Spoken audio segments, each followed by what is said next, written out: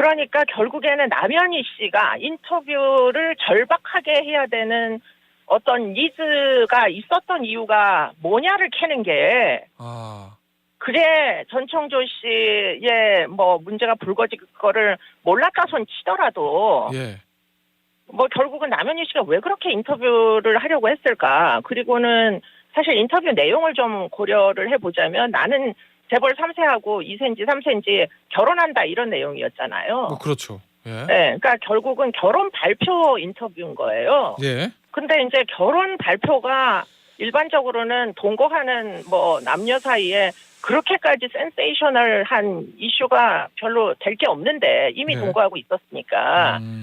그런데 그렇게까지 인터뷰를 해야 되는 일은 남현희 씨가 자초한 거 아니든가요? 언론은 전청조만을 주목하고 있다. 이게 이제 이 사건의 가장 큰 미싱한 포인트다 이렇게 보입니다. 예.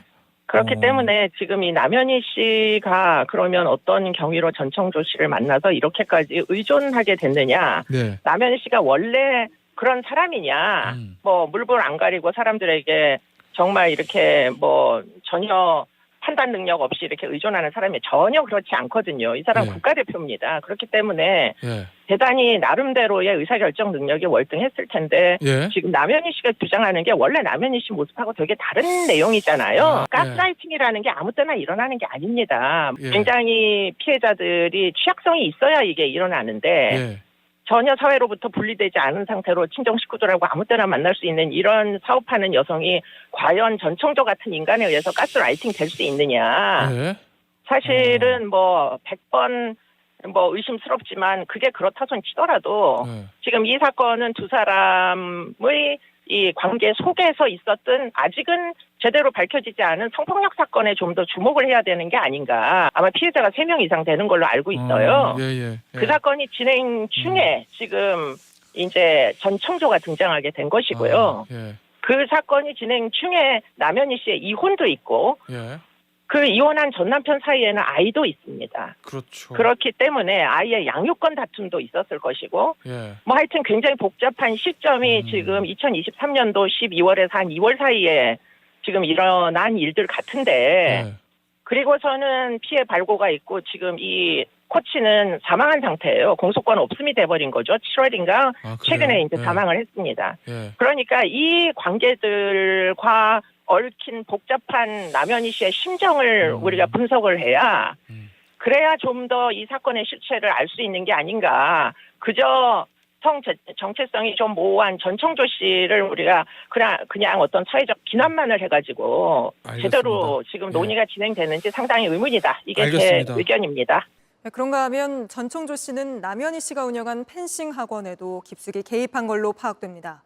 펜싱 학원 학부모들은 저희 취재진에게 학원에서 코치가 아이들에게 성폭력을 저질렀다는 의혹이 있었을 때도 전 씨가 학부모들 앞에 섰다고 했습니다.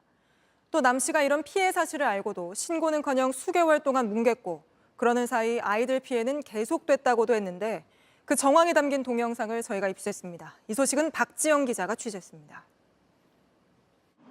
남현희 씨가 운영하는 펜싱 학원입니다. 이 학원에 다니던 고등학생 A양은 지난 5월 코치에게 수개월 동안 성추행을 당했다고 어머니에게 털어놨습니다. 화장실 앞에서 기다렸다가 저희 아이 이제 뒤에서 끌어안고 이래서 아이가 너무 무서웠다고 이렇게. 어머니는 얼마 뒤 남 씨에게 알렸습니다. 성희롱처럼 들린 그런 내용들이 조금 불편했다 하더라고요. 네네네. 이제 대회장에서 이제 좀 신체적으로 터치가 조금 있으려고 해서 자기가 불편해서 피했다고 이렇게 얘기를. 하지만 아무런 조치도 없었습니다. 그러는 사이 또 다른 성폭력 사건이 계속됐다는 주장이 뒤늦게 나왔습니다. 7월엔 남 씨와 학부모 7명 등이 간담회를 열었습니다.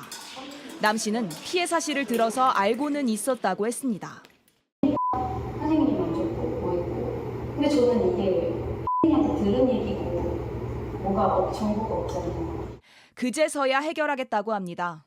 일을 동영한 건 일을 해결해야 되고 벌 받을 사람은 받아야 마땅하고요. 하지만 해당 코치를 해고한 게 전부였습니다.